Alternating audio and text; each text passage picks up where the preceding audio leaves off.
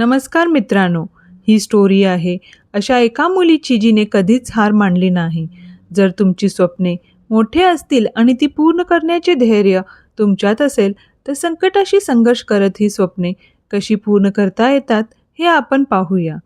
ही एका अशा मुलीची कथा आहे जिची स्वप्ने आकाशापेक्षाही मोठी होती, पण जीवनाने तिला अशा वळणावर आणून उभे केले की जिथून बाहेर पडणे अशक्य वाटत होते. ती एका अतिशय गरीब कुटुंबात राहत होती.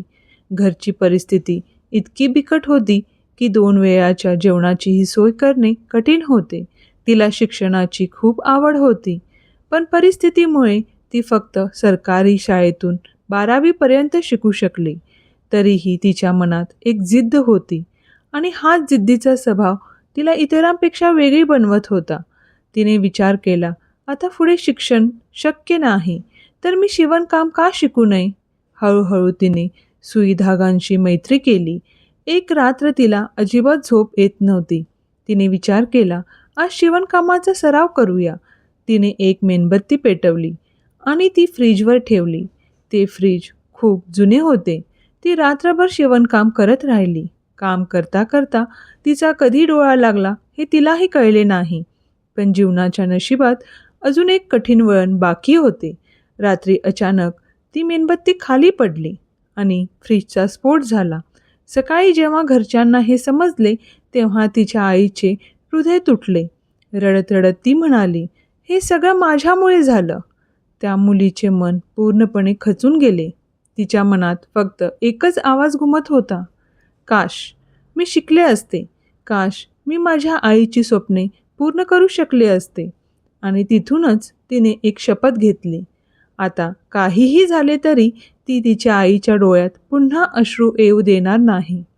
ती तिची प्रत्येक स्वप्ने पूर्ण करेल, जेणेकरून तिच्या आईचे एकही स्वप्न अपूर्ण राहणार नाही.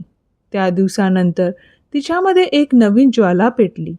आता ती फक्त शिवणकाम करत नव्हती, तर आपल्या स्वप्नांनाही आकार देत होती. जिंदगी जशी चालली होती तशी चालत राहिली आणि मग तिच्या आयुष्यात आणखीन एक वळण आले. तिचे लग्न झाले, पण लग्नानंतरही तिच्या मनात तेच स्वप्न होते, तिच्या आईचे स्वप्न आणि तिचे स्वतःचे स्वप्न. लग्नानंतर पहिलं रक्षाबंधन आले. तिने आपल्या भावाकडे एक मोबाईल मागितला. भावाने जसे तसे पैसे जमवून तिला एक छोटासा मोबाईल घेऊन दिला आणि हाच मोबाईल तिचे नशीब बदलणार होता. ती दिवसभर शिवणकाम करायची आणि त्यासोबत शिवणकामाचे छोटे छोटे व्हिडिओ बनवून यूट्यूब आणि सोशल मीडियावर टाकू लागली. ती गावातील महिलांचे कपडे शिवू लागली. सुरुवातीला तिने फक्त 100 रुपयामध्ये एक ड्रेस शिवायला सुरुवात केली. हळूहळू ती संघर्ष करत राहिली, दिवस रात्र मेहनत करत राहिली. तिला कधीच कळले नाही की लोक तिचे व्हिडिओ कधी पाहू लागले, तिच्या चॅनेलवर प्रश्न विचारू लागले आणि तिचे छोटेसे स्वप्न कधी मोठे नाव बनले. आता ती फक्त शिवणकामातूनच नव्हे, तर यूट्यूब आणि सोशल मीडियामधूनही कमाई करू लागली. तिने स्वतःचे एक शिवण प्रशिक्षण केंद्र सुरू केले. ऑनलाईन आणि ऑफलाईन व्यवसाय उभा केला.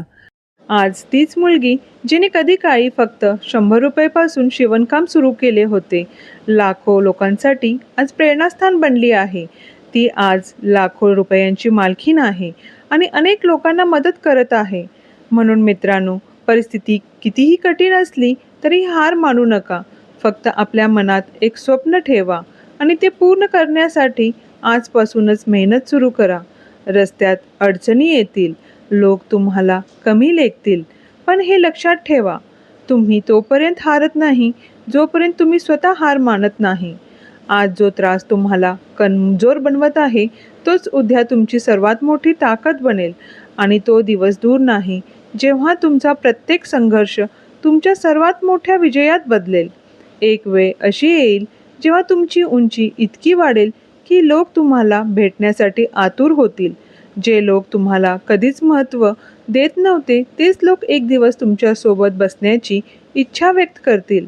म्हणून मित्रांनो, आपल्या ध्येयावर ठाम राहा, आपल्या स्वप्नांसाठी लढत राहा, कारण मेहनत कधीही वाया जात नाही आणि एक दिवस देव तुम्हाला ते सर्व काही देईल ज्यासाठी तुम्ही खऱ्या मनाने मेहनत केली आहे. देव तुमचे भले करो. God bless you.